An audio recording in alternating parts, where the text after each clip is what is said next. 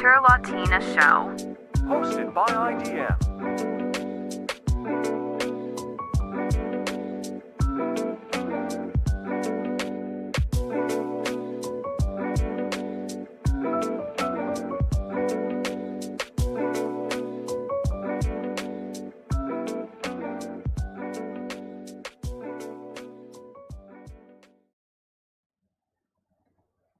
And we are live everywhere. Hello, Nina. How are you doing? Hello, everybody. Marcelo. Hello, everyone. All 5 million of you listening out there. Welcome to another fun-filled episode of the Winter Latina Show. I have had a suggestion to rename it the Spring Latina Show, but it doesn't. It seasonally works, but it doesn't quite work with what we mean conceptually in terms of personalities of the real Latinas and then the fake Slavic Latinas such as me. And so today, our fun-filled episode will focus on attempting to untie the knot that is the Balkans, which is kind of a difficult quest, but I think we might be able to develop, a little bit more of an understanding, because in a few minutes we'll have our expert who we've had on before. So you guys are welcome to go look at the previous episode to get more background on the history of the Balkans. Writer, historian Nebojša Malić, who's coming to us from Serbia. And the question today is about the Balkans, but specifically the last 20 years and really about today. Because I'm kind of interested in the headlines about the escalation in that region that we have been seeing. So I would like to read to you what the headlines are. So for instance, I'm on Google, I'm not using a VPN, so I'm getting headlines in North America. So if you Google Serbia border or Serbia border clashes, you get a whole bunch of headlines coming from sort of the mainstream media, not just CNN, etc., but you also have Deutsche Welle, right? Sort of the German state media. You have Al Jazeera, etc., etc. So sort of mainstream English-speaking media, but they're not necessarily agreeing on each particular issue. So one reads, U.S. tells Serbia to pull back military from Kosovo border. This is September 2023. Another talks about Kosovo-Serbia tensions, border police on high alert. Kosovo-Serbia tensions, again, and NATO to deploy additional, I believe, troops. That's being cut off here for me. So you can see there sort of over the past year there have been these attempts to really hype the potential future conflict in this region. And I can read some of these news in English coming from the mainstream sources. I can of course look at alternative sources. I can also look at with my decent knowledge of French, of not being able to speak but being able to read. But again, that's still NATO media. And of course, I can read the Russian news for alternative viewpoints. But ultimately, it's very confusing. Like, even if I understand the region somewhat from knowing history, even if I can read these alternative sources, it's been so confusing to me, especially in light of the Ukrainian situation, that I've literally messaged some random friends in Serbia asking, like, what is actually going on the ground? This is confusing to me. So if it's confusing to me, it's probably really confusing to someone who's not really immersed into in the world of politics and history and is actually not following this. And then more recently, literally within the past month, Western media, sort of official Western media, but specifically the UK media, has really been hyping the idea of war in the Balkans. So one headline, or one blurb from the Telegraph rather, reads, quote, "Could Kosovo be the next Ukraine?" And they have literally journalists wearing military fatigues, and they're not in the middle of a battlefield or anything. So there's this messaging going on, right? So they're addressing the journalists for propaganda purposes, like they're in the army.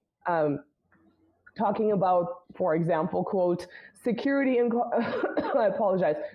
Kosovo has ramped up as fears grow that Serbia's president Aleksandar Vučić is planning an invasion aided by his ally, Vladimir Putin, like really, really, really over the top stuff, right? So this is over the past few weeks. There have been multiple headlines like this, one more obnoxious and exaggerated than the other. So of course, it's Western media in general, but specifically UK media. So my question is, what is the purpose? Is this just a way of distracting from the Ukrainian situation? Is this actually a way to prepare for something that may happen, right? Next stage. Right, so the next stage, the next flashpoint in the multiple global conflicts that are happening right now, right? So this is sort of my question. And as a little side note, we named this episode "Some Damn Thing in the Balkans," and it's from, we're not criticizing the Balkans. I'm sure there's going to be the one person who's going to be, I can't believe. It's from a quote that's attributed to Bismarck, who talked about some damn foolish thing in the Balkans.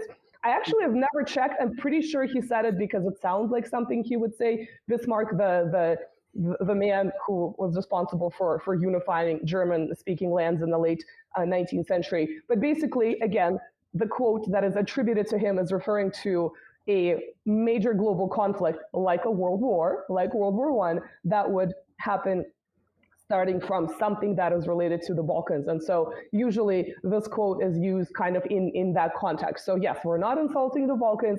We're just using a historical quote that is attributed to a famous historic personality. So do not be offended. It is a quotation from someone else. But it could be relevant to this situation. Is the Telegraph talking about something that is real? Is this a way to escalate a crisis or create a crisis? I'm not sure. And so this is why we have Nebojša on this episode, so he can clarify for us, and also a little bit more of the more recent events, let's say in the past 2 decades, with Kosovo gaining or not gaining independence. So let's bring Nebojša to the program. And yeah, it worked. It worked. Hello. Dobro večer, kako si? Dobro večer. It is evening here. I believe it's a 6 or 7 hour time difference, right? Welcome, yes. So your quote from Bismarck was accurate. He did say it. I believe it was connected to the Congress of Berlin in 1878 and his recognition that that Germany had made a mistake in siding with Austria.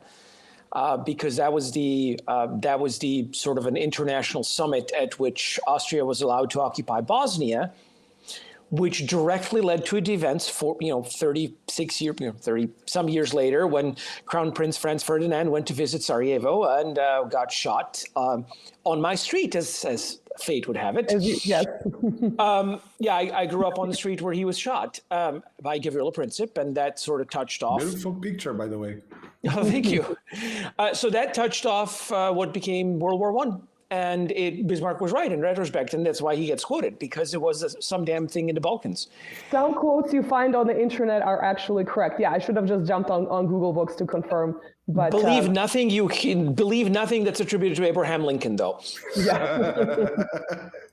Well, is the quote about Bismarck saying to basically not mess with Russia, is that one accurate? I don't think I've ever looked into. I've seen, well, it's one of those. But it's one of those. He might have said it. His whole policy was to maintain good relations with Russia and sort of keep Austria and France at bay. Sure. So it's in line with, but we're not sure. Okay. Right. He could have said it based on his policy, and when Wilhelm replaced him for people that were less competent, Germany abandoned that policy and very soon found itself sort of surrounded on both sides by people who were enlisted in alliances of opportunity with the British. Right. So fast forward 100-some years, and we have again the British scheming and the Germans scheming about some damn foolish thing in the Balkans. History doesn't repeat itself, but it rhymes. I don't know. Mark Twain. Yeah. Well, what is the quote about history kind of coming back as more of a farce as opposed to? I think that was Marx. Oh, there you go. I'm quoting Marx without really. I've seen it attributed to so many people that at this point it's like. First is a tragedy, then is a farce. Yeah. So I don't know if this is quite a farce, though, because it might be some of these things are definitely, you know, like the Ukrainian situation from World War I to now is definitely tragedy part two. So, you know, Marx may be wrong on some things. Well, so let me just briefly lay out the situation as it is, because those headlines, I'm aware of those as well. The British press especially. It's really weird because, again, I've mentioned the British and the Germans. You have the British press running this big propaganda campaign trying to paint the Serbs as a Russian ally, which they're formally not. The Serbian people are definitely very pro-Russian, but that's not hard given the circumstances and the historical relation. But the government is very, very officially neutral, and if not wanting to take NATO's side makes you a Russian ally, then I guess, you know, talk to people in Africa and South America and Asia. But the government has been under a lot of pressure to jump on board with anti-Russian sanctions, right? I mean, this has been sort of one of the key points over the past 2 years of the escalation in the Ukraine conflict, and it's been sort of resisting, but not quite, right? So, well, it's so far it hasn't imposed. Basically, it's one of those, you know, Serbia is a sovereign, independent country. At least they want to say so, and therefore, you know, our foreign policy is our own. Brussels insists that if you're a candidate, you must harmonize your policy, and basically completely subordinate your country to the EU. But where is them trying to force the Turks to do that? They're also a candidate. So what gives? Or Ukraine, or what? Well, within the EU, like Hungary, right? All the we'll punish Hungary by not giving them this and doing this to them because they sort of have a little bit of an independent policy in terms of energy, right? Specifically with cooperating with Russia and also wanting to be less involved in the Ukraine conflict than the other the current EU members, right? So it's kind of interesting that you have this colossus, right? The EU, and obviously the bigger it is, the harder it is to get everyone to cooperate. And of course, then there's a demand of candidates. So that's the other. As far as I know, the French are cooperating with the Russians in terms of atomic energy just as well, if not more. Right. And Hungarians are just expanding one of their existing plants. But all of a sudden, Hungarians are bad because they can bully the Hungarians, at least in their perspective, and they can't bully the French.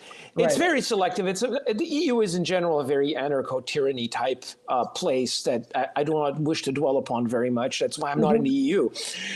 But let's just backtrack here to the current situation. So basically, you have this German political push, which I find alarming because Germans were the ones who pushed initially for Albanian separatism in the 90s. And you have the British propaganda push, which is equally alarming because the British have also been simping for Albanian nationalism in the 90s as a prelude to the conflict.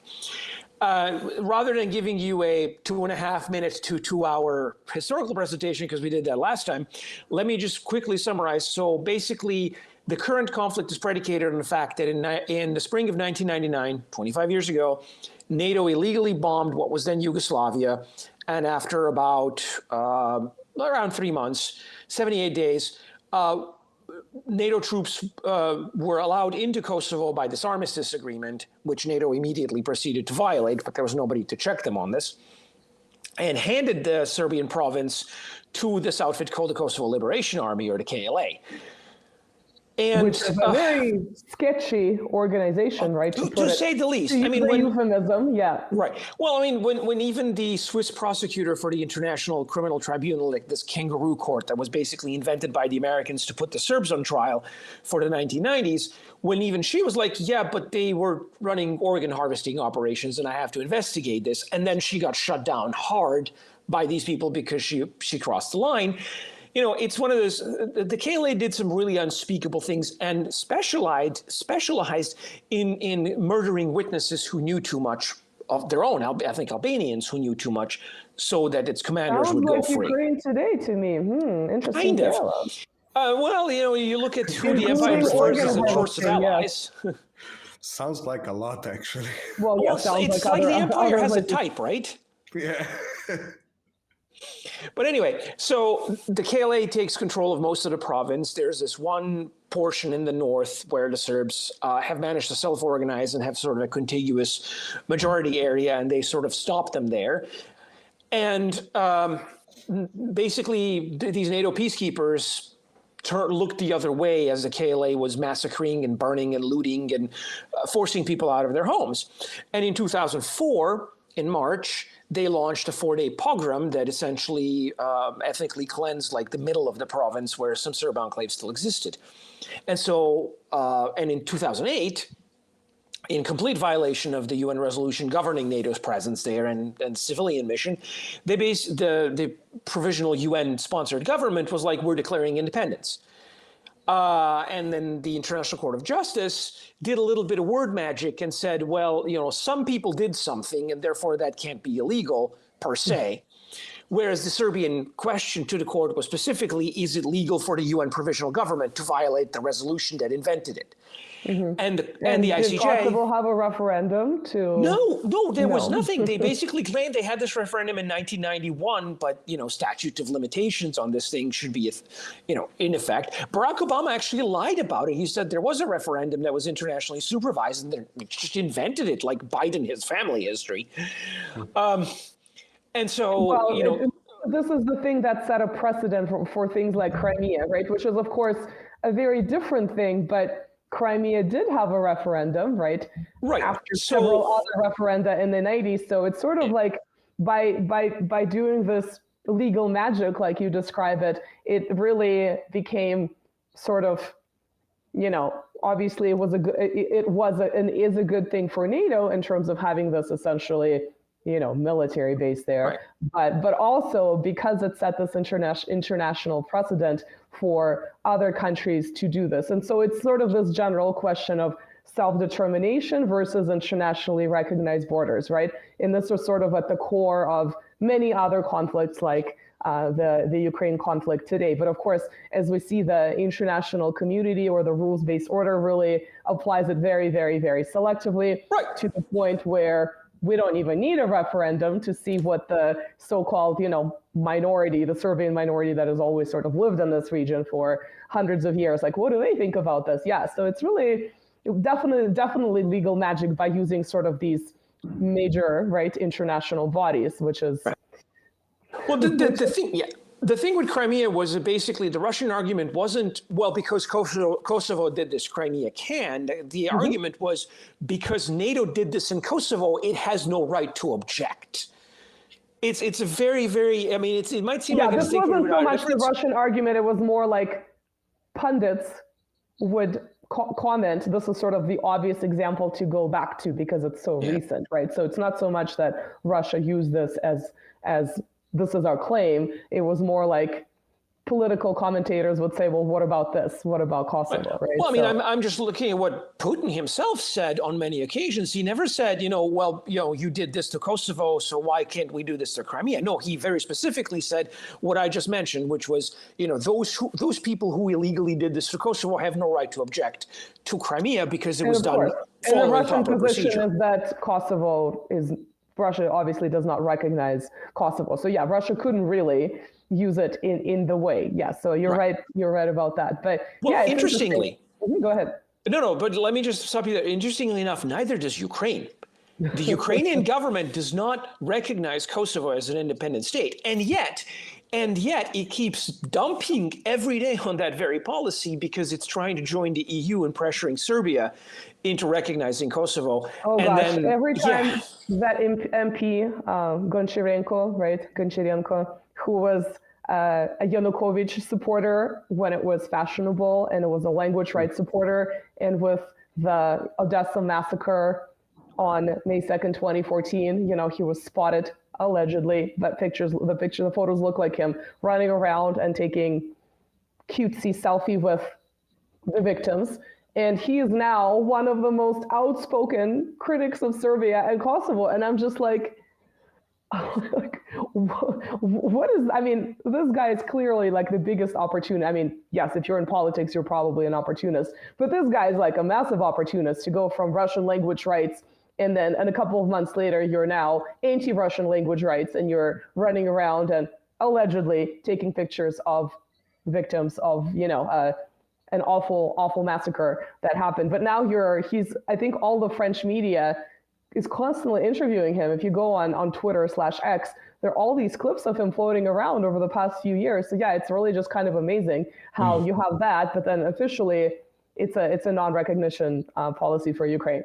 Right. I mean, again, let's face it, Ukraine's official policy is whatever the Americans say is good. And that's pretty much, the end of that. But yeah, I don't expect consistency of them in anything. But it's just one of those things, if Russia and Ukraine agree on this officially, and yet their approaches are totally different. So obviously Serbia has refused to recognize this, and its official policy is that Kosovo is not quite an occupied territory. They don't formally call it an occupied territory. There's calls repeatedly by this more and more nationalist opposition to do so, and the government's like, no, our European partners, blah, blah, blah. But, the government's sort of been put into a position because the EU has just recently, just in the past week, essentially said, our precondition for you eventually being granted the green light to negotiate about possibly someday joining is to recognize Kosovo. And so that's put the government into a bit of a predicament because obviously the only serious opposition to it are people who would carry out everything the Americans and the EU ask for immediately and then beg for more the next day. Whereas the government's like, no, we're protecting you, but we're also hoping to join the EU, and how do we square this? But that's a them problem. I'm not involved in Serbian politics, really. I wouldn't want to be in their place, but thankfully I'm not. Yeah, I mean, if you look at literally, the Wikipedia map of the international recognition of Kosovo, it basically looks like the map of the rules-based order that we always hear about, plus a few countries that have been pressured. I'm just looking at Africa here. But yeah, essentially it's, North America, Western Europe, Japan, sort of exactly, Australia, exactly what you would expect, like the international community. So if you were to remove the countries that do not recognize it, you'll have that, the meme that always goes around with just a couple of, basically the Euro-Atlantic consensus, like that's what it would be. Plus, like I said, countries that I'm presuming were under pressure from here on the map mostly in Africa and a little bit of South America as well. Very, so yeah, it's important countries like Marshall Islands or something like that. Right. So well, it's funny that the first, go ahead. No, you go ahead. Well, the first country that officially recognized independence of Kosovo was the U.S. client regime in Afghanistan. It was a very symbolic thing. And I'm actually kind of surprised that the Taliban haven't announced that they would be unrecognizing Kosovo, because that would be an ultimate show of, discontinuity with this regime that they displaced. But they've been a little busy, so I'm guessing that, it hasn't come up. I guess Serbia doesn't recognize Afghanistan. I don't know. It's a question for the foreign ministry, which seems to be sleeping on the job, and I don't want to do their job for them. But it would certainly be an interesting sort of diplomatic initiative to say, hey, by the way, Afghanistan, show us you're free. Withdraw your Quisling decision. Might resonate around the world if you think about it. But yeah, anyway, so you've got this situation. This is 2008, 2000. So it's been a few years, right? And what has happened in the meantime is that in Kosovo itself, you got somebody that's even worse than the KLA getting elected, or using shenanigans to get elected. And the person in question is a fellow named Albin Kurti, who was actually like an extremist student activist in the 90s and ended up getting jailed for terrorism in Serbia. And then as soon as there was a color revolution in 2000, the new Serbian government that was entirely obedient and Quisling to the Americans just released him. And he's now the prime minister because he's not actually eligible to be president. Wow, and from terrorist to prime minister, amazing. Right. And his friend Vjosa Osmani is technically the president, although I'm not really sure how elections function there. I don't tend to follow elections in fake states. But anyway, Kurti's party actually has a platform that calls for its name is self-determination and its slogan is no negotiations. And its platform is actually unification with Albania, in which they would be the senior partner. Well, it seems like nobody's briefed Albanians on this because they don't really seem to have any interest in this particular plan. They don't want to be, they've been independent since 1912, and whether one agrees with that or not, they have been an independent state for all this time, and they definitely don't want to be the second fiddle in the orchestra, conducted by this pipsqueak who looks like Gargamel from the Smurfs. I'm sorry. It's true. It's like I'm a very visual person, and I instantly just have this, his image in my mind. That's a good analogy. Yeah. So, and Kurti, what he's been doing in the past couple of years, ever since the U.S. ignominious exit from Afghanistan, is he's basically kicked into high gear all of these plans to change the reality on the ground, because I guess everybody around the world has this premonition that, the Americans might be leaving them too. And so what he's trying to do, in my opinion, is essentially change the reality on the ground. So when the Americans do leave eventually, sooner or later, he can claim, well, this is what the reality is. So you just have no choice but to recognize it. And he's basically been trying to evict the last remaining Serbs, take over their local self-government institutions. Yeah, this was going to be my next question. What has the treatment of the Serbian minority, again, people who've always lived there, what has it been like for them, the ones that you said self-organized in this one region? What has it been like? I know the sort of the destruction of Orthodox Christianity, removing crosses from churches, have been going on since the 90s, at least according to what I've seen. But of course, when you now have this NATO sort of sanctioned regime in power, it's much more serious. So I'm curious, what has it been like for the Serbs there? Well, there's been an absolute pogrom of the Serbs. I mean, there's, when you look in like the 1870s documents from the European consuls and Russian ones, they testify about all of these atrocities against the Christians, Serbs meaning, perpetrated by both the Ottomans and their ethnic Albanian enforcers. And the situation in the 1990s has been a million times worse. First of all, in '99, you had a mass expulsion of ethnic Serbs and non-Albanians in general. This is not even a religious thing. There's some Muslims who are loyal to the Serbian state, and they've been cruelly oppressed as well by the ethnic Albanian regime. Do you know the exact numbers in terms of demographics, or is it kind of too difficult to pull up in your mind? I've been told, I've recall a number of like 220,000 initially. Mm-hmm. There might have been more, there might have been a little less. What about percentage-wise? I mean, I really don't think anyone in the West even has any clue that the level of ethnic cleansing has been like that significant. Well, everybody keeps saying that ethnic Albanians are like 95 or 90% plus majority. The problem is that there hasn't been a census there in something like 50 years because they boycotted it under Yugoslavia. And they keep claiming there's like 2 million people living there, whereas actual estimates based on population density and food supplies and so on and so forth suggest more something like 700,000 tops. And that's before they started getting visas and migrating to the West in large numbers. I mean, you look at the UK and how many ethnic Albanians who claim they're from Albania but might as well be from Kosovo end up getting there illegally. I mean, that's a huge problem. And you would think that the UK would not be supporting ethnic Albanian separatism as a reason, but obviously, they can't seem to see the correlation between the two. But yeah, it's just one of those, I don't know the percentages, because to say that Albanians make 90% of the population, well, it seems to legitimize their claim to the territory, but how did it get there? What about just the numbers of Serbs? Have they really declined, or are they really trying to hold on to their homeland in this minority region? Well, I mean, the numbers have drastically declined, especially in the south of the Ibar River. You basically have the 4 counties up north that have always historically been part of the core of Serbia, but were assigned to this autonomous province by the communists for whatever reason. Another lovely... Yes, communist borders, gotta love them. Communist borders, yes. But you also, like elsewhere, because there used to be Serbs living all over the place, but especially after the 2004 pogrom, I personally know people who were literally like burnt out of their homes and were forced to leave. And they live here now because where else were they going to go? Of course, yeah. But, you've had this ethnic cleansing. There's these ghettos in the south and in central Kosovo where people live literally surrounded by barbed wire that's not designed to keep them in, but to keep the Albanians out.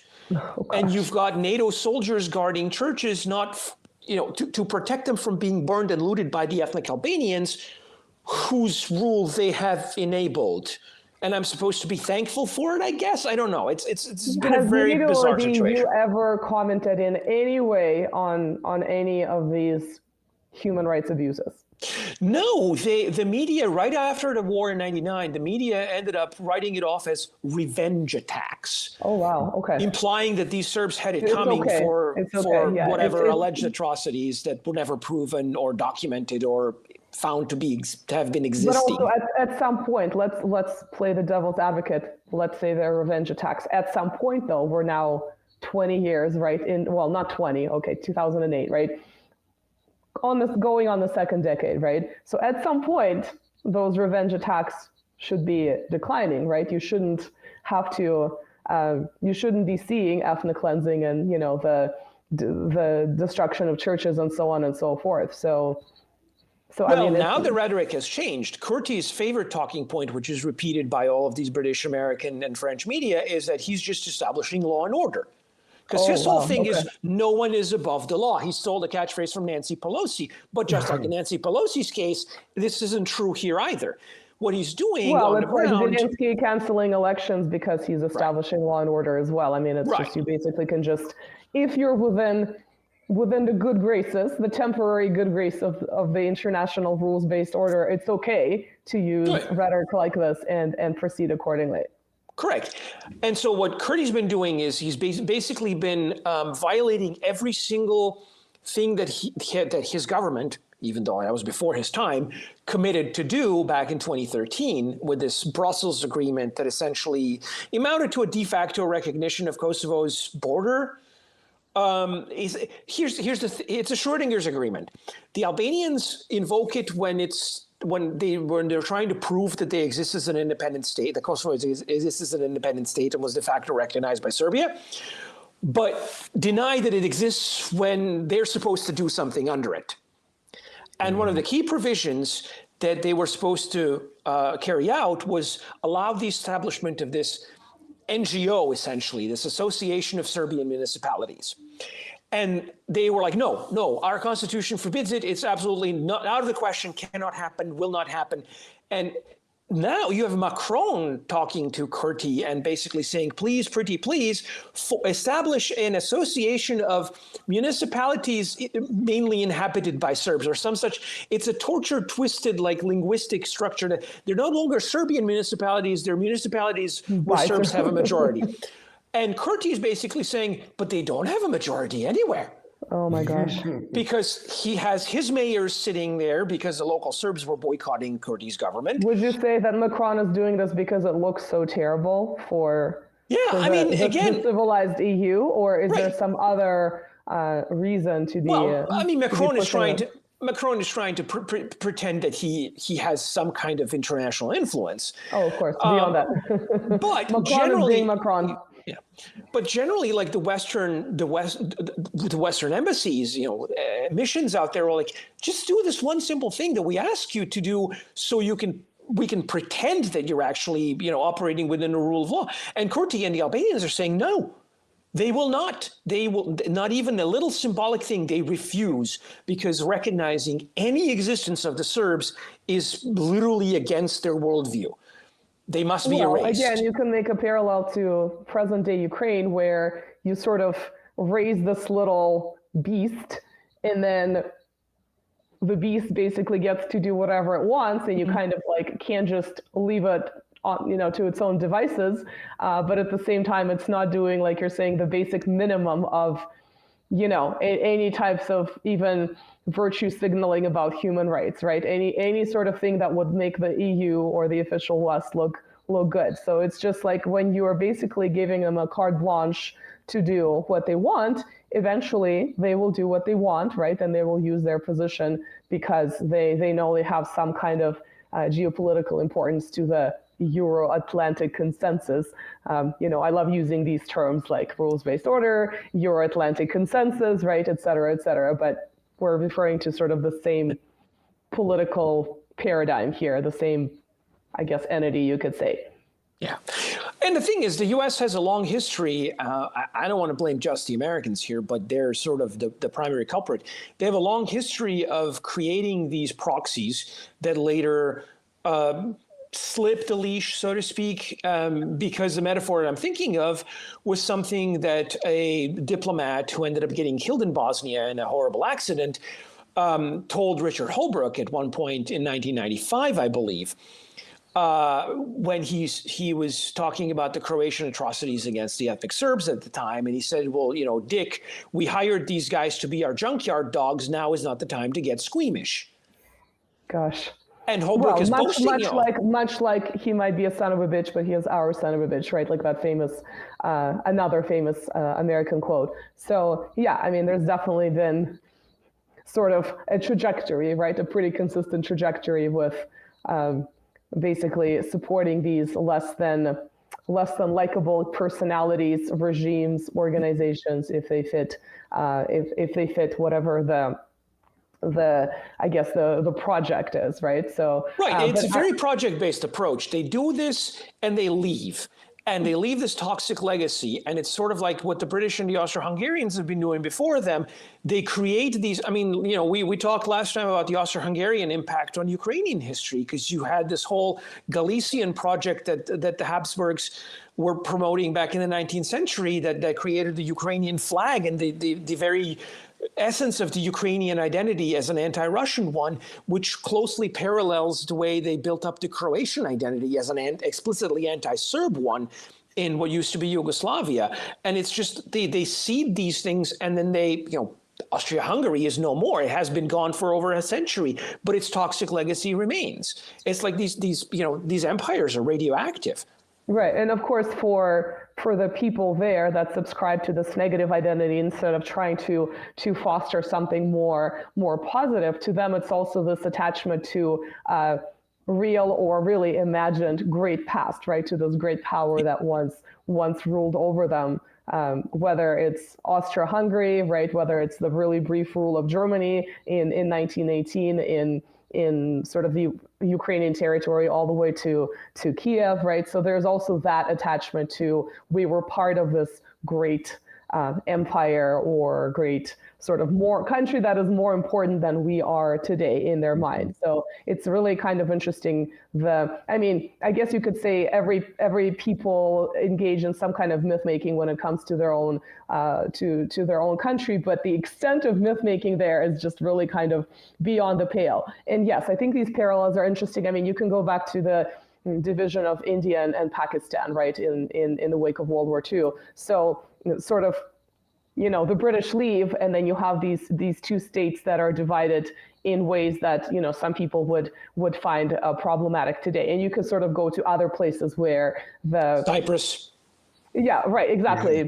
Cyprus with the Turkish presence. Yeah, I mean, you just have countless examples. Why do you think right now it's the UK media, and I'm assuming there's some connection between the UK policy and the UK media, like the Telegraph, because they're sort of, you know, the mouthpiece. You don't really see a lot of you don't really see them digressing from the sort of the party line, right? So what is the UK's interest? Like you said, Germany and the UK, but what is it? What's in it for the UK? Is it just sort of reclaiming this long lost great power status? Is it something more that is sort of more strategic and perhaps actually practical for them? What is your take on it? Well, a lot of people have been trying to follow the money and attribute this to the influence of Albanian lobbyists. I'm inclined to follow power and basically attribute a lot of this to the British tendency to live in their long-lost past and pretend they're still a global empire, and that they punch above their weight, as they say, and LARP as this, you know, empire that sun never sets on. Mm-hmm. And they keep doing this in Ukraine. They keep doing this in other places. They just keep making things worse. And objectively, they don't have the military power. They don't even have the financial power. They don't even have the cultural power. The only thing they still have, arguably, is psyops. And they're psyoping their own people first and foremost, but they're also trying to psyop the rest of the world. And that's like the one thing that survived the British Empire, and the one thing that it can still do. And so I regard the Telegraph piece in the Crimea situation, right, where all the the attacks on the Crimean Bridge, right? So tinfoil hat, all the information that the UK may have been involved in that, right? Obviously, undermining the peace agreement of April 2022 with Boris Johnson. Yeah, so there's definitely this, the perception that you get from what we see, in public. I mean, God knows what's going on in private behind the scenes, is that the UK is almost more aggressive compared to some of the other countries that are engaged in the war in Ukraine. So I tend to kind of follow similar thinking that it's something about, it might be more than one thing, right? It's not like they're mutually exclusive, but it seems to be something about projecting power where you really don't have power, and you're probably not going to regain it on anywhere near the scale that you had as, the late 19th century empire. Go ahead. Well, I mean, just recently I was seeing that, if I'm not mistaken, Orban, if it was not Orban, it was Vučić itself, just mentioned that, for example, this situation between, the European Union and Russia, which supposedly there is no situation between them two,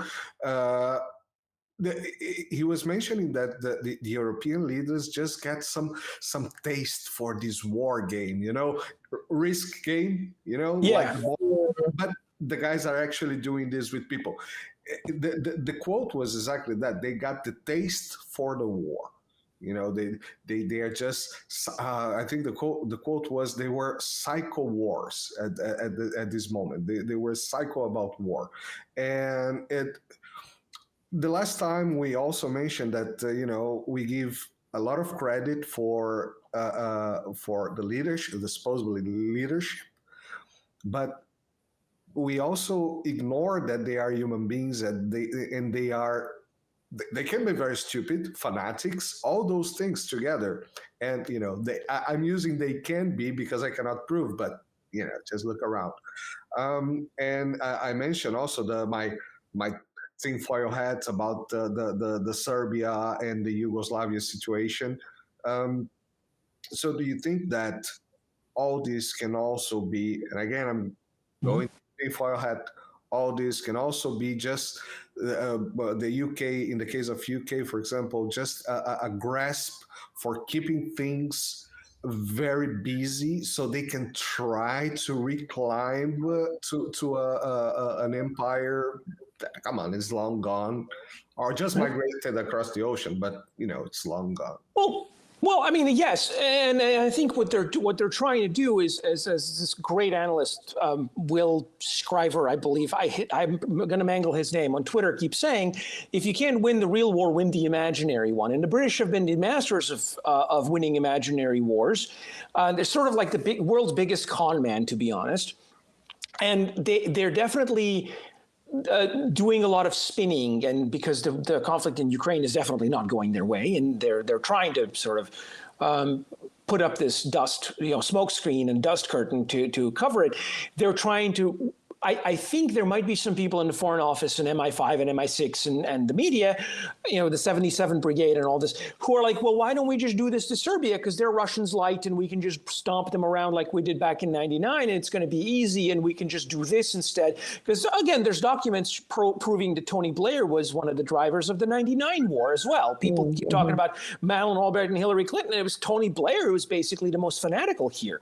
Well, again, look at Tony Blair in Iraq, right? It's kind of completely within this brand. So. Right, and you have the same rhetoric coming out of London.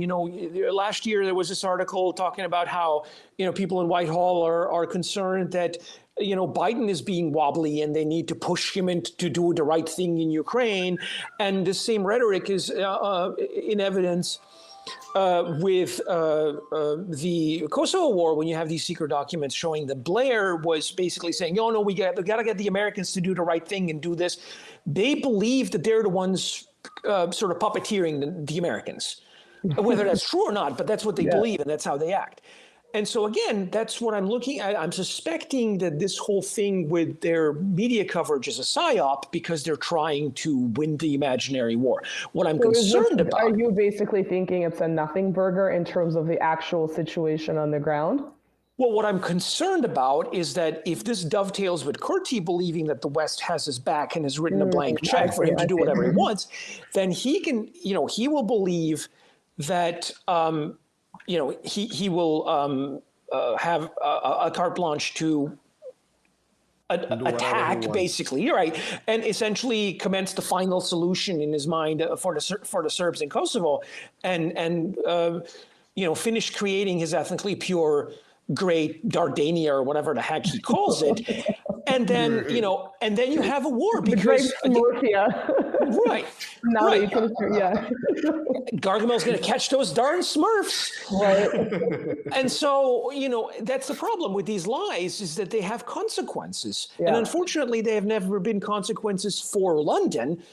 Unless you count the invasion of Albanian migrants, but it's sort of a second order proximal here. Consequences for the average people living in the UK and having their basically standard of living going down the toilet. But is that really enough of a consequence? It's not a consequence for the government, obviously. Right, but Tony Blair, Rishi Sunak, Boris Johnson, they don't care. I mean, ask Boris how he feels, and he's super happy. He's got a job at a think tank in Washington promoting the Ukraine war endlessly. He doesn't have to worry about how to sleep at night. Asking $1 million for an interview with Tucker. I know. What a grifter. Someone will pay. Well, Tucker didn't, and good for him. Good for him. That's true. So what was the situation with the license plates specific to the sort of the headlines over the past year and the border clashes? What can you kind of clarify for our viewers, because this is sort of the thing that we've been seeing.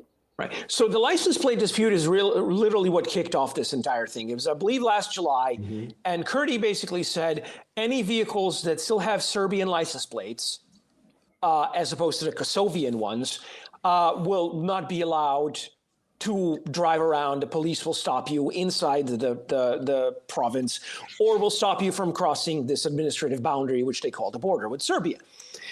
And this was not in the agreement. You could charitably read the agreement as saying it might be eventually, but again, they haven't carried out any of their obligations. So it was one of those invoke the agreement when convenient. And Serbia was like, no, we will protect our people, we will not allow a pogrom. And they had these military drills, and Korea was like, oh, I'm being invaded, please help, NATO. But and then the Serbs left the local institutions because they were protesting this kind of illegal pressure. And then Kurti installed his own mayors and county officials, at which point the local Serbs started demonstrating outside there and started clashing with the NATO peacekeepers and riot police that were sent to disperse them. And so there was this whole snowball effect. And then in January, the Serbs accept Kurti's conditions for some reason and agree to get Kosovian license plates. Wow. And then he's like, great, now I'm banning your currency. Oh, so and he literally just got escalated. What he wanted. He got what he wanted and immediately escalated. It's like, okay, fine. And now, because my country has declared, my fake country has declared that the euro is the only legal tender, I am hereby banning the use of the Serbian dinar. And all of the Serbs who lived in the north. It sounds like this little tin pot dictator, really, just by everything that you're describing. Gargamel from the Smurfs. Right. Yeah. And so he just keeps, every time you give him what he wants, he escalates and wants more. And these ambassadors, the US and German and British and whatever, all of these people who could literally, and have previously with the previous Kosovian regimes, literally dictated, this is what you're going to do, this is when you're going to do it, are wringing their hands going, oh, well, there's really, you shouldn't escalate this thing, but democracy and human rights and Serbia should do the right thing. And so they're all in on it.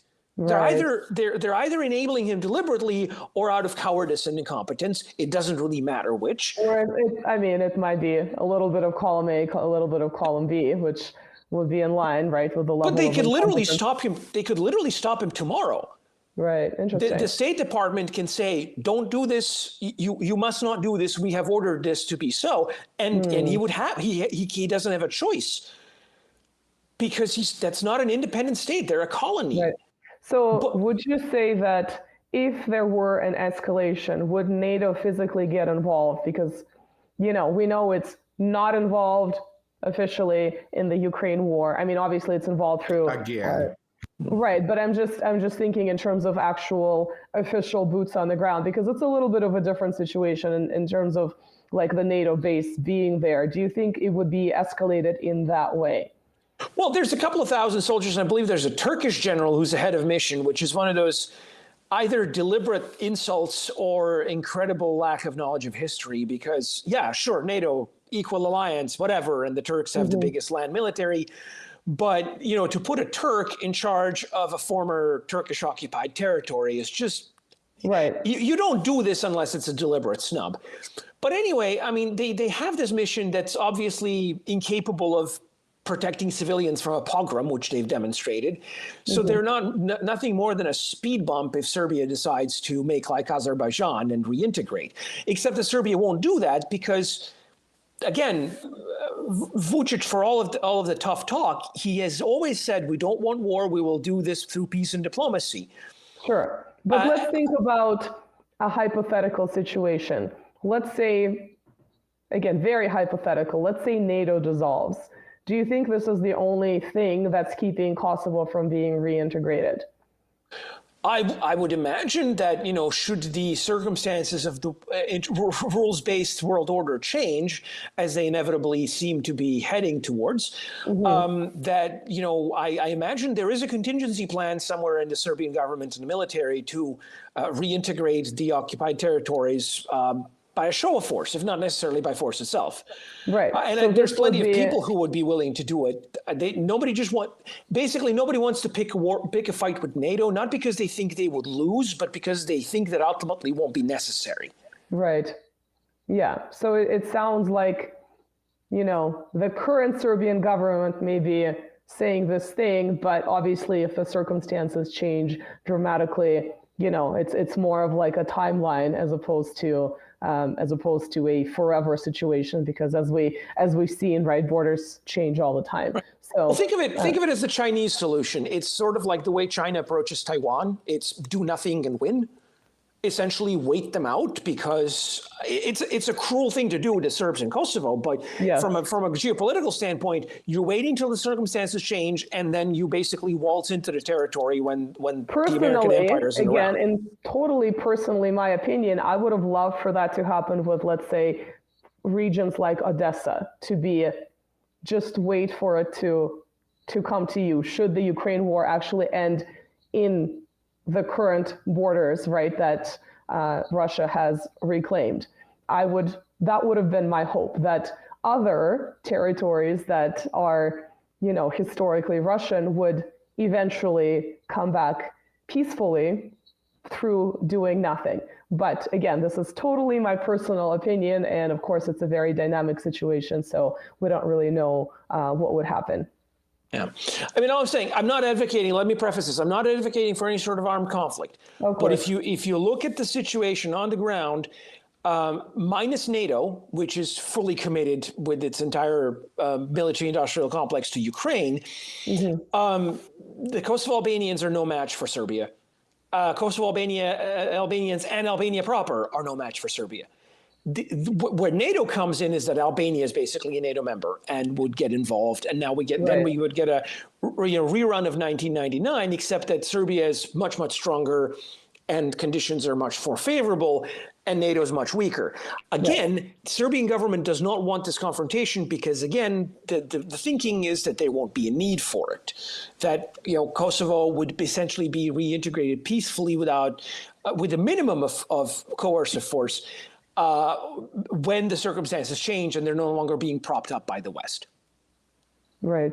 The only question is when that's going to happen. And I think Kurti is desperate to change the situation on the ground and create this ethnically pure Albanian state before those circumstances change, so he can freeze it and claim, you know, the right of possession or whatever, and leave Serbia with no leverage. Except Vučić has specifically said, you know, even if you somehow expel every single person, we still have the legal claim to the territory and we're never giving it up.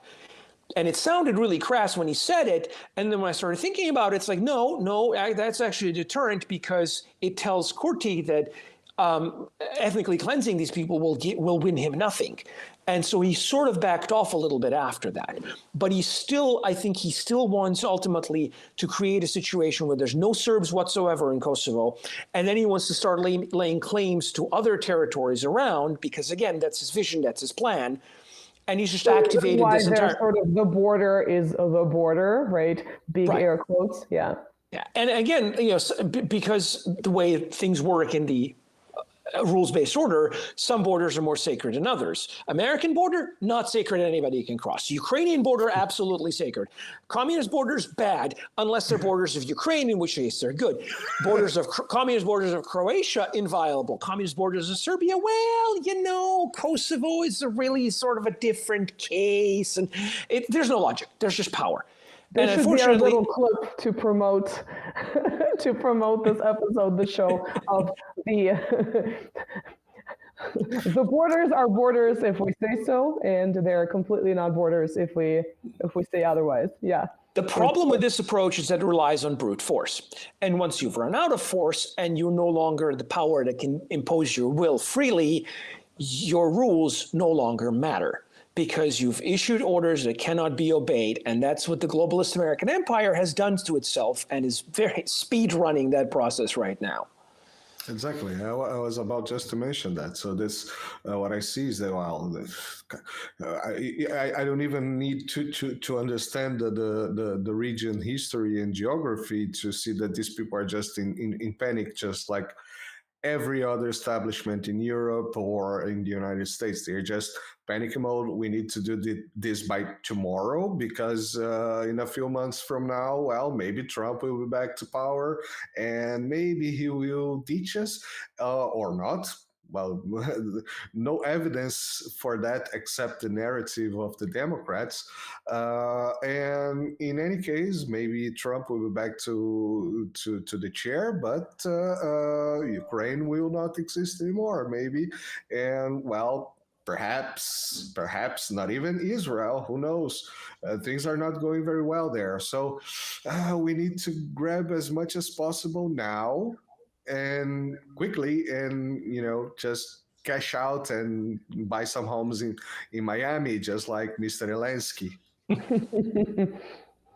Yeah, I mean, definitely the demilitarization of NATO has been one of the sort of significant side effects, right, of the Ukraine war, and it's just really unclear. I know there's a lot of hype about them ramping up production, and you see all the typical pundits within the Western echo chamber talking about it, but it's really unclear whether that's going to happen in perhaps 2025 or whether that's ever going to happen. So if you look at the weakening of this so-called defensive alliance, even through that prism, I'm not even talking about them being unsuccessful in Ukraine, then it's pretty significant. And of course, this is kind of like a domino piece, right? That's part of the bigger game. So if one piece is weakened, doesn't even necessarily have to fall, doesn't have to fully dissolve. It could be, a slow burning situation where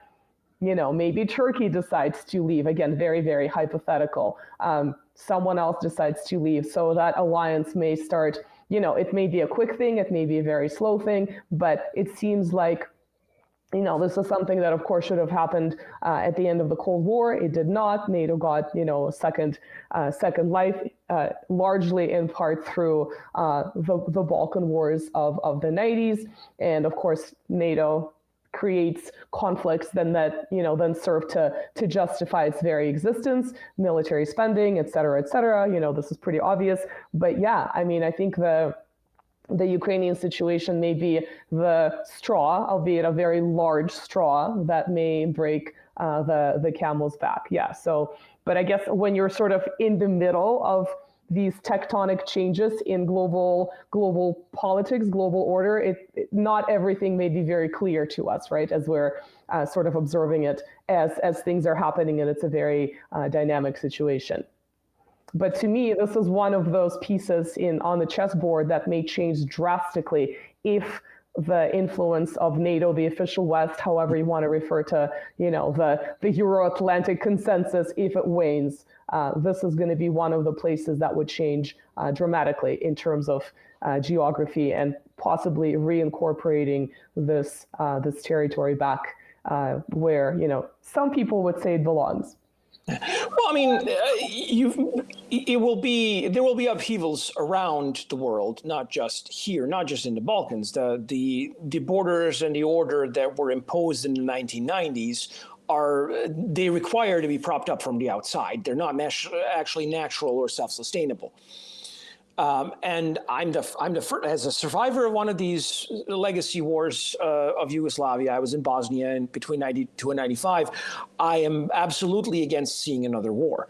But there are people who are talking revisionism who have forgotten what war means and think that, we can just get our way with force now. And we still got the Western back and change the situation on the ground to our advantage. And it's not going to work out that way, and they just don't understand this. But in their ignorance, a little knowledge is a dangerous thing. They might do something stupid. Well, I mean, you think Ukraine, right, or anything that came before Ukraine, like Afghanistan or Iraq, would have been, or Libya or Syria, right? We can take any of the big conflicts in the past 2 decades. None of them worked out in the way that they were described to work out by sort of the dominant narrative, whether it referred to state building or some other aspect. And so you'd think that there would be a little bit of a, learning curve going on, but obviously, I guess until it happens to you, you might, in Russian, what is that expression? Until the man is not going to make the sign of the cross only when lightning strikes, the man will make the sign of the cross, right? So it's kind of like one of those, I know I'm trying to translate a really like a folk expression into English on the fly, and my brain clearly needs more caffeine. But you know what I'm saying? It's almost like until it happens to you, you might not be, for whatever reason, fully cognizant of how these things can go terribly wrong. Well, people are also rationalizing creatures. People tend to say, oh, well, my situation is totally different. This doesn't compare. It won't happen to me. It will be different this time. And, it's one of those when they psych themselves into believing that a certain turn of events is likely to happen, they'll just follow through and completely ignore the lessons of others. And unfortunately, the world is full of people who think, oh, well, this time it will be different. Zelensky's behavior personally, to just sort of touch back on Ukraine again, like his entire government reminds me incredibly of what I've seen in Bosnia in the 1990s, the sense of entitlement, the victimhood narrative, everything. But unlike the Bosnian Muslim officials who would basically go to the West and demand support, they never thought of insulting the people that they came in begging for money. Right. Whereas the Ukrainians are like, you must give this to us or else. And, they call people, like they were calling Germans names, which, don't get me wrong, I relish the fact that somebody called Olaf Scholz an offended liverwurst, implying that he's spineless. But, that's not necessarily how you get money, except that, yes, that's literally how they got money. So it worked. And now, of course, that's a really terrible example. All of these people around the world are not afraid of the West because they see that they're essentially masochists who you need to insult and belittle and abuse, and they will do what you want them to do. And so that's also helped to destroy the American empire in as much as burning up billions and trillions of dollars in supporting a proxy war. Yeah, when I see this kind of thing, it sounds very clear to me that a war it's no. We came to understand. Well, when I say we, mankind, some part of mankind. I'm sorry, I'm trying to use to measure my words here. People came to understand the war is no good for anyone. I mean, you get delayed in South America. Bringing to South America, which is usually very hard to draw parallels to Europe, East Europe, Asia, whatever, Middle East. when we had the Paraguayan War in Brazil, there was one general that used to call it the damn war because it delays the country in 50 years. And well, that's basically the principle of color revolution and proxy wars. I mean, you don't put your effort there and you delay the other country. And, Paraguayan War is a good parallel here because, the Brits were also involved there. Of course. Oh, yeah. Of course. And I don't think Paraguay had ever recovered as far as I remember. No one's surprised. Nope. Yeah, sorry. The greatest political analyst and anti-NATO activist joined me, so I decided to allow the said pundit to participate. And, please introduce her to us. Well, we're getting used to each other. But instead of being named after a Russian military leader, which would be my standard, she's going to be named after a piece of candy. But it's still being sort of finalized. But yes, she's being ideologically brainwashed by me.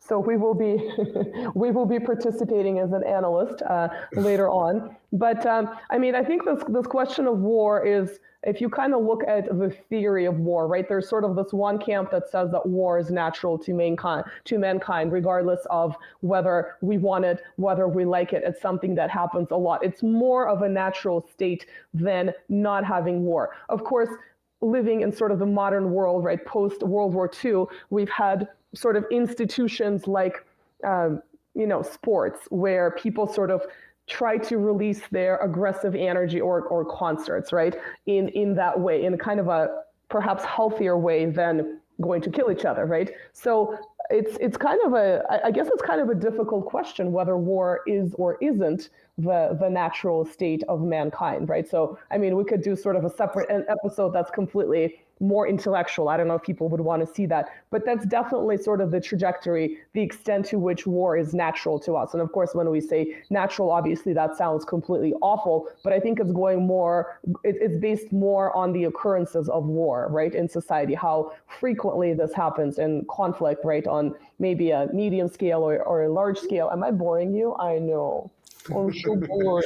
Well, I would say that, for example, if you get these Discovery Channel's documentaries about Africa, for example, when you see the Mansons, what's it called? The rain time of the year, then everything becomes you have lakes monsoons, everywhere. Yeah, monsoons, yeah. Then you see mostly all the animals drinking water together. Well, then you're gonna see, of course, crocodiles start trying to eat the others, but that's and they're nature. Not thirsty anymore. Yeah. Yeah, that's their nature. They need to get feed. They're in a state of, lack, or they're having to, Exactly. So you have abundance, and when you have abundance, then you have everything in peace. So coming back to 2024 and mankind. So we are animals, and we have to accept the fact that we are animals. We are mammals. We are, apes at some level, and trying to understand our nature. Then I'm not the specialist on that. I believe none of you would be, but just trying to think about it for a moment, we can understand some world wars until, let's say, middle of last century.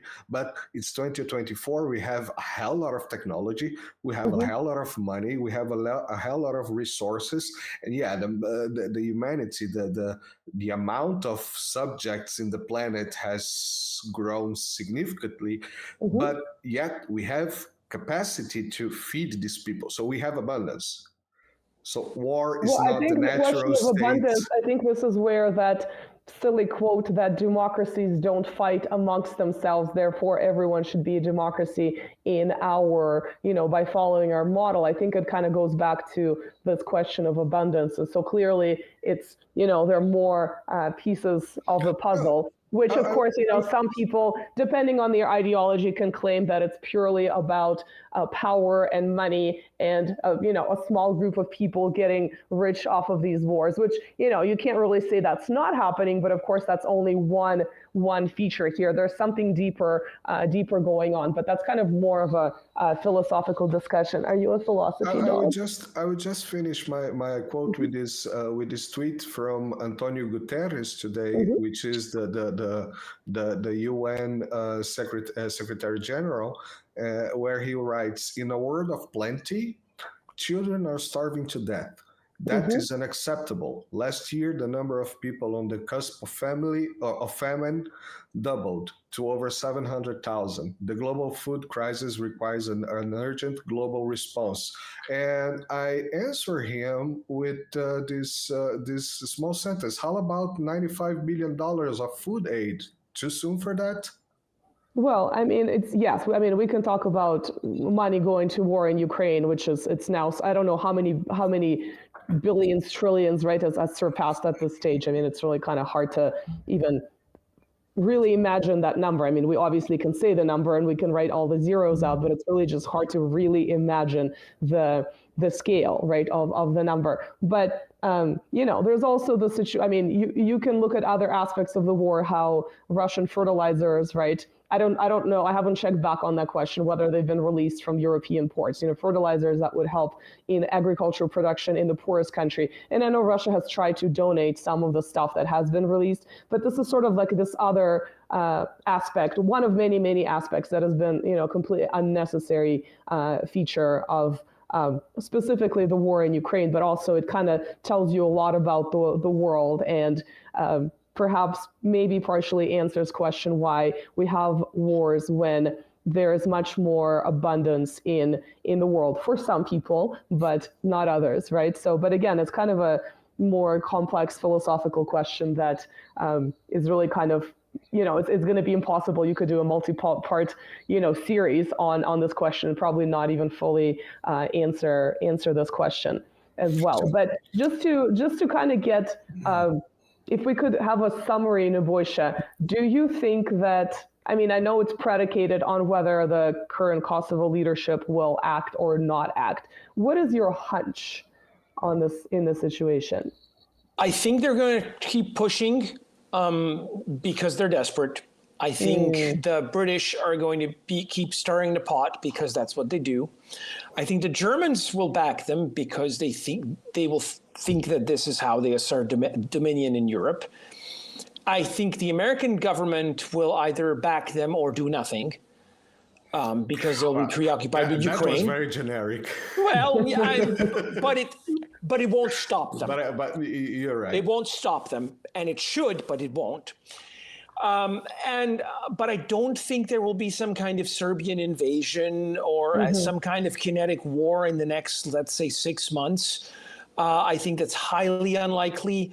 I think this is mostly a psyop for Western consumption, an attempt to... Do you think specifically the UK media will continue with its propaganda campaign, sort of hyping up this so far developing situation and exaggerating it for...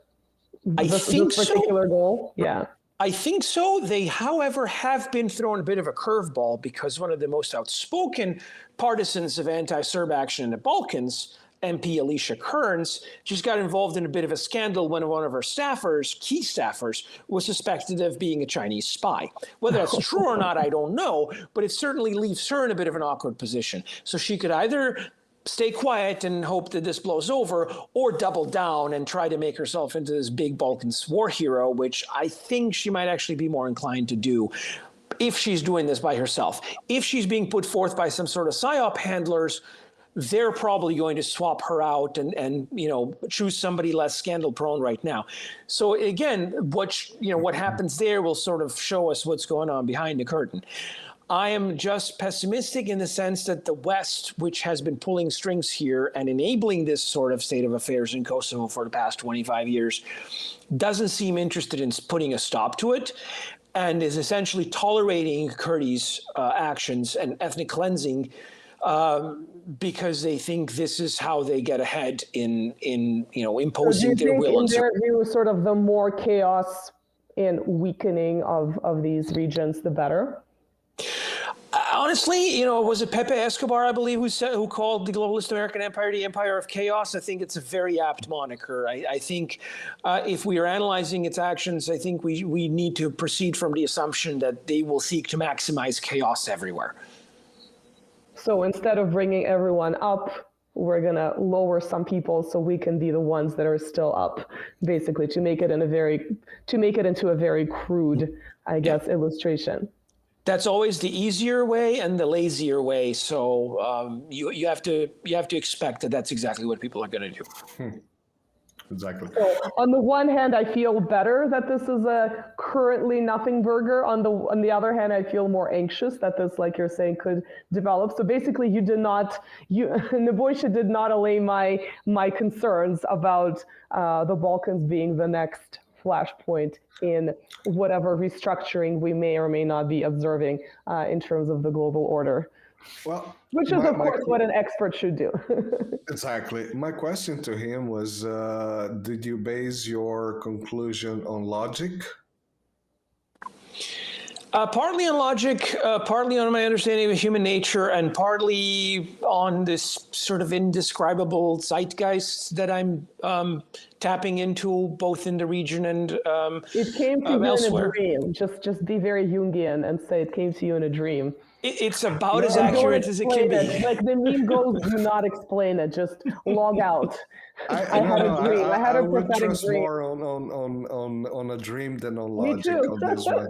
Yeah, I think sometimes when it comes to mainstream pundits, I would rather just have this random dream and then be like, oh yeah, this is exactly what's happening. Let me tell you guys, instead of listening to some of their, we determined today, sometimes they just completely make things up, right? Like, there was a Kosovo referendum, right? Like completely made up. I did have a vision after taking a massive amount of spice, so.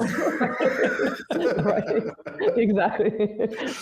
Guys, can we go for about 10-15 minutes more with some questions, or your time? I'm okay with that. Yeah, I'm okay with that today. Yes, I don't know. I would love to. I'm unfortunately on a timer. Okay. I apologize. I'm being summoned away. Don't worry. So that just means we'll have to accidentally tag Nebojša in another tweet and have him on a third program. Maybe can you do one question? Can you do one sort of final? Yeah, shoot. Yeah, okay. So this one from Bigus Dicus. This is going to be a good one. This OnlyFans sucks. Show us some men, uncle. Well, I think that was for me, not for Nebojša. No, yeah. There was a real question here. That was real. Hello, guys. Serbia, apart from Hungary, is surrounded, I believe, like Hungary, is surrounded by hostile states. Can she reclaim Kosovo under these circumstances? Well, under the circumstances, right? Well, under the circumstances, no. But again, that development is predicated on the circumstances changing, and I'm looking a few years down the road, or at least a few months, but definitely a few years down the road. Just a little bit, right? Yeah. So yeah, I mean, if you look at Hungary, if again, very hypothetically, if Ukraine were to completely collapse, it's possible that Hungary could reclaim Carpathia. Again, very, very, very hypothetically speaking, but that's certainly something that's crossed some analysts' minds in terms of that minority. And in fact, this is one of those minorities that Ukraine has really been pushing to the front, right? Hungarians that really have nothing to do with this conflict, to kind of get rid of them. Again, in a very sort of cynical part of me thinks that's the reason, but perhaps someone has another explanation. Okay, there's one really quick one that's yes or no, probably. Okay. After gaining Odessa, Russia might easily reach to having common borders with Hungary. Would that be a green light for Serbia in reclaiming Kosovo? Yellow light, not quite yet. Russia on the Danube is definitely one of the prerequisites, but it's not there yet. So I wouldn't encourage happening bros to get too excited just yet. All right. Okay, we have some others. I'll try to write them down and follow us on Twitter. Also, Nebojša, maybe I'll send him the questions. Actually, yeah. and I mean, maybe you're we can- welcome to respond to them on when you're free on your Twitter. That might be a great way to address them. Yeah, before Right, that, but I know it's very I late. apologize by the thing, but it was on purpose. I was just giving him a nudge. Well, I know. Well, it's thanks you very for having late me. Yeah, thank you very for much for coming again. coming. We definitely appreciate way more than either one of us does on this topic. And well, maybe this one will know more in just a few months. But she can't speak human yet or Russian. So. But yeah, thank you. I know it's very late on your end. This was for me, this was a very interesting learning experience, hopefully for our viewers as well. So thank you for sticking around if you're still here, and we will see you next week. Thank you very much, guys. See you. Bye-bye. Thank you, Nebojša. Thank you, Nebojša. See you.